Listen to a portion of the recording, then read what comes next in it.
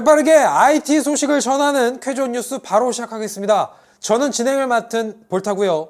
반박씨, 여러분 말이 맞습니다.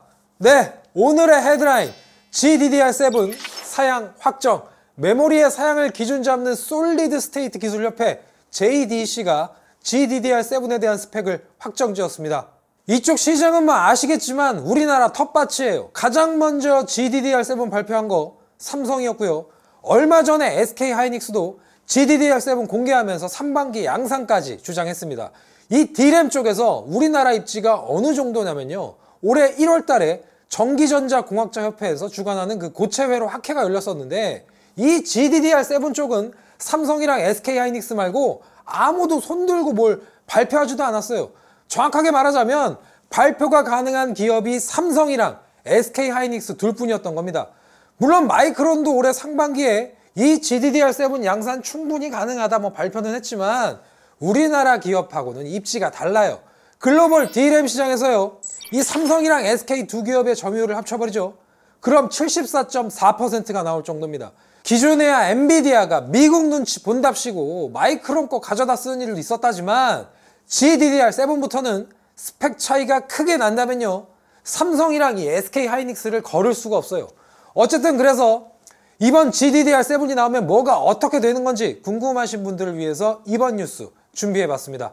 일단 오해하실까봐 하나만 먼저 말씀드리자면, 여러분 컴퓨터에 꼽혀있는 메모리는 GDDR이 아니라 그냥 DDR이에요. 그러니까 앞에 G가 붙는 애들의 경우에는 그래픽 메모리 쪽을 이야기하는 거고요. DDR은 일반 메모리, 이렇게 이해하시면 깔끔합니다. 따라서 이게 나온다고 해서 컴퓨터 메모리 바꿀 생각은 하지 마세요. 애초에 품목이 다릅니다. 자, 그럼 GDDR7 이게 나오면 대체 뭐가 얼마나 변하는 거냐, 신제품을 이해하려면 기존 제품부터 알고 넘어가야 되는데, GDDR6는요 2018년에 출시됐었던 RTX 2080 때부터, 그때부터 쓰인 메모리예요. 그 뒤에 X를 붙여서 RTX 30 시리즈, RTX 40 시리즈까지 거의 6년 정도가 유지됐었던 거고요. 만약 올해 하반기나 내년 초쯤에 RTX 5090이 나온다면 거의 6, 7년 만에 세대 교체가 되는 거죠. 따라서 이건 큰 변화일 수밖에 없습니다. 더군다나 이 그래픽카드 메모리는요, 성능이랑 아주 밀접한 관계가 있어요. 데스크탑 메모리야 일정 클럭 위로는 이 성능 변별력이 크게 나타나지도 않고요. 특히 고해상도 게임에서는요, 진짜 개미 눈곱만한 차이가 전부라서 저해상도 벤치라든가 특수한 시나리오 말고는 용량이고 깡패인 셈인데, 그래픽 메모리 쪽은 완전히 반대입니다. 고해상도 환경일수록 이 변별력이 엄청 심해지고요, 대역폭이 확장된 만큼 더 복잡한 연산을 더 빠르게 처리할 수 있기 때문에 성능에 지대한 영향을 미쳐요.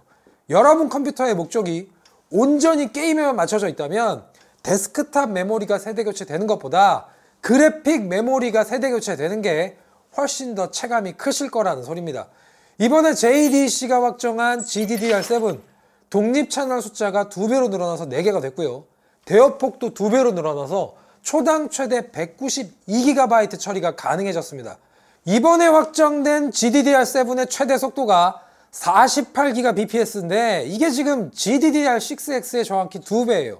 젠슨 황이 또 미친 척하고요. 5080의 메모리 인터페이스를 256비트로 글카를 찍어낸다고 해도요, 이론상으로는 초당 최대 1.5TB의 대역폭을 기대할 수가 있는 거고, 만약 4090처럼 384비트로 계산해보죠.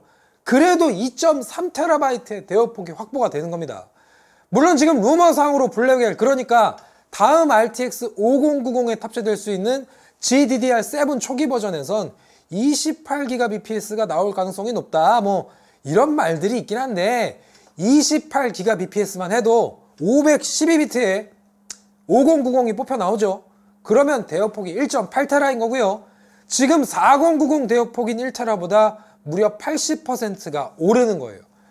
이런 게 전부 다 게임 성능에 그대로 이어져서 메모리 교체만으로 프레임이 2배씩 나온다는 말은 절대 아니지만, 어쨌든 고무적이고 개선폭이 엄청 큰 건 확실합니다.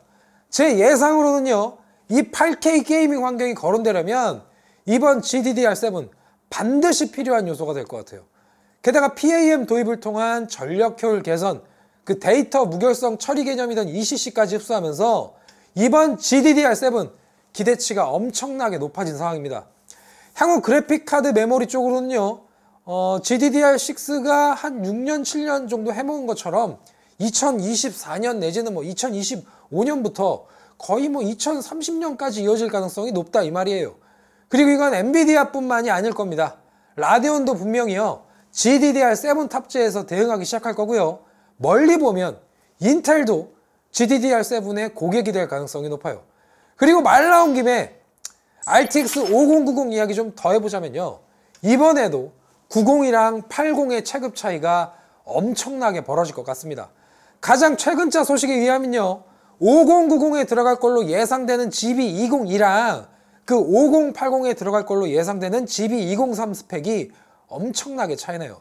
GB202가 12GPC 구성일 때 GB203은 꼴랑 6GPC 정도로 예상이 되고 있습니다.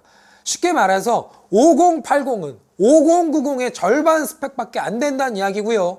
이거 지금 RTX 40 시리즈랑 비교해봐도 차이가 더 벌어진다는 소리예요. 지금 4090 GPC가 12인데 4080 GPC는 6이 아니라 7이었습니다. 아마도 엔비디아는요, 이제 플래그십 유저한테만 90을 판다기보단 80이랑 이 90 갭 차이를 일부러 크게 둬서 90 쪽 소비를 더 유도하려는 그런 심보 같아요. 아무튼 빠르면 올해 말, 뭐 더 늦어진다고 해도 내년 초 정도로 RTX 50 시리즈의 출시 시점이 예측되고 있는데, 이번에 메모리 스펙이 확 올라가면서 대체 얼마나 비싸질지 그게 좀 벌타님, 그럼 걱정이 되네. 5090은 얼마에 나올 거라고 보시나요? 아직까지 그 떡밥이 많이 나온 게 아니라 정확하게 모르겠는데 그래도 대충 예상으로요. 한 350? 라데온이 계속 이러면 뭐 안 올릴 이유가 없지 않냐?